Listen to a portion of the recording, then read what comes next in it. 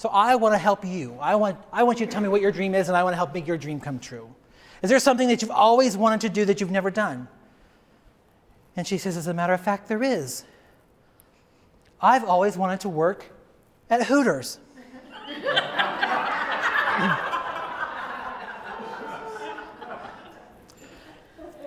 Now, my mother is 64.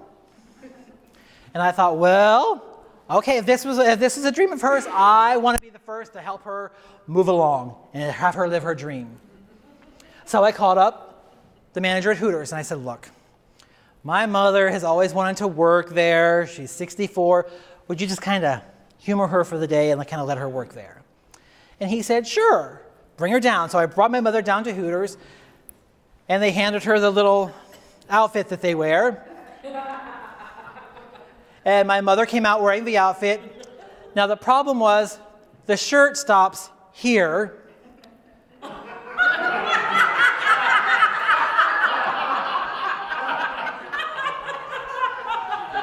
Yeah. My mother stops here.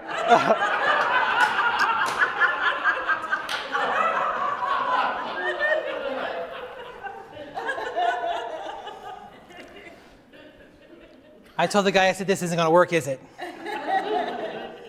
He says it might. We have another outfit in the back. So he sends my mother back to change. And she comes walking back out.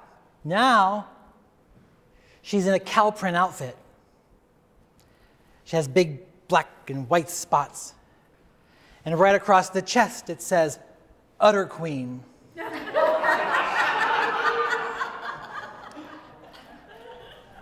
But the point is, she got to live her dream.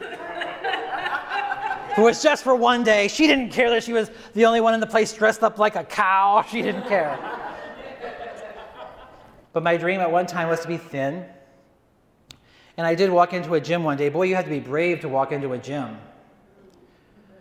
You know, you walk in, the only people working out in the gym are people who don't even need to be there, right? You know, nobody looked like I did. I walked in. Guys all had washboard stomachs. And here I stood with my washing machine stomach. And nobody dressed like I did at the gym. All the fit guys had these really tight shirts on with their muscles bulging. I came in, I had my headband, leg warmers, let's get physical shirt.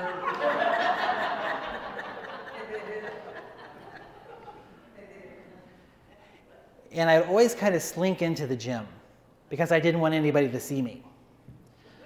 Yeah, but the truth is when you're 350 pounds, everybody can see you. And I'd always go to the treadmills, and I would always try to find that one row where there was nobody because I didn't want to be seen. I didn't want anybody to see me trying to follow my dream of losing weight because I wasn't where I wanted to be yet. So I'd always find the empty treadmill clear over here, and I didn't want anybody else in my row. And so I'm on my treadmill and I'm walking, and wouldn't you know, somebody comes in, a really big lady, even bigger than 350, gets on this treadmill right beside me. Could have gone anywhere in the gym, but went to this treadmill right beside me. And I was trying to walk on the treadmill and eat my slice of pizza at the same time. And out of the corner of my eye, all I kept seeing was this jiggle, jiggle, jiggle, jiggle, jiggle, jiggle, jiggle. And I don't like to be rude. So I just kind of turned and I stared. And when I did that, I realized it wasn't a woman at all. It was a mirror. Now, why do they put a mirror in the gym? If they're going to do something that stupid, they should at least put a little sign on there that say, caution, objects may appear fatter. Or at least offer you some kind of counseling once you leave. And let me tell you, when you really want to lose weight, some people will do very, very desperate things to lose weight. You take the pills, you take the diet shakes, and you do all this. My mother bought me a ticket to go on the Cruise to Lose with Richard Simmons. Now, whoever thought it was a good idea to take 300, 400 plus pound people and put them all on a boat and send them out to sea, Yeah. Should have their head examined. I mean, it was a very frightening experience, let me tell you. Especially when the dinner bell rang and everybody kind of ran to one side of the boat. I mean, I'm sitting here holding on the toilet, pulling the other direction, hoping that we don't go over. How many people here have been on a cruise? How big are those bathrooms on a cruise? How big are those showers? Imagine 350, 400 pounds trying to squeeze into the shower. We couldn't quite squeeze into the shower. So what we'd have to do is we'd go up onto the deck, and they would lay us all down. And they would just kind of hose us off.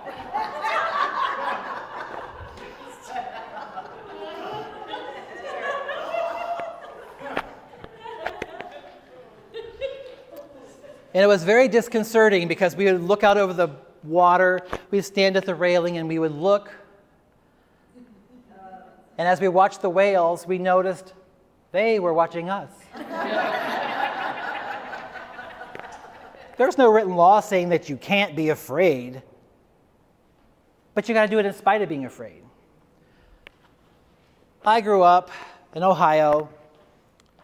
I grew up as a Southern Baptist, or as I like to call them, the SOBs. Just much shorter. And the time came for my baptism. Now, I thought when you got baptized, you just kind of showed up to the church naked, ran through a sprinkler, screamed, "Praise Jesus!"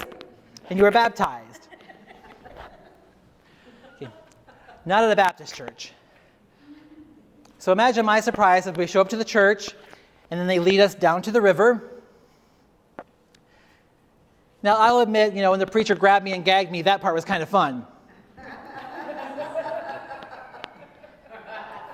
But then he started to dunk me. "Have you seen Jesus?" and pulled me up. And before I could speak again, he said, "Have you seen Jesus?" And he pulled me up. And I was getting ready to say, and then he dunked me again, "Have you seen Jesus?"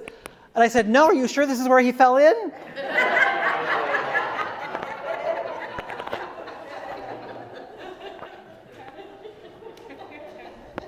So as I'm walking toward the steps, and I'm getting ready to start down the steps, I looked over and I noticed my sister's bedroom. She wasn't there. It was an unoccupied bedroom. And on her desk, I could see a little light. And then behind the light, I could see water. And as my eyes adjusted to the darkness, I looked in, and what I saw was a fish tank.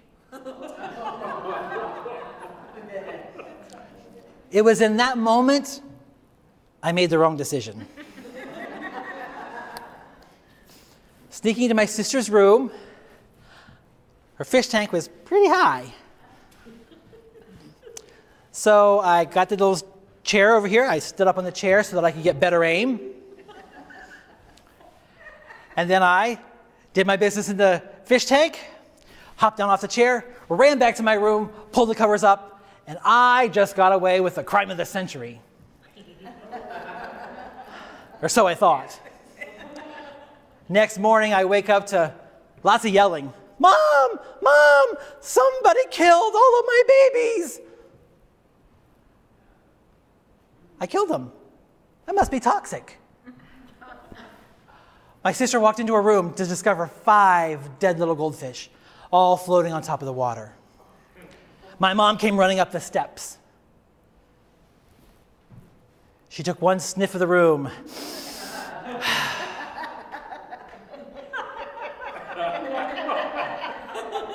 And then she looked directly at me. Now, why is it that parents know exactly what's happening in your life, even when they're not in the room? She took one look at me and she said, "You ought to be ashamed of yourself. Being in your sister's goldfish tank. That is just not something a 32-year-old man should be doing."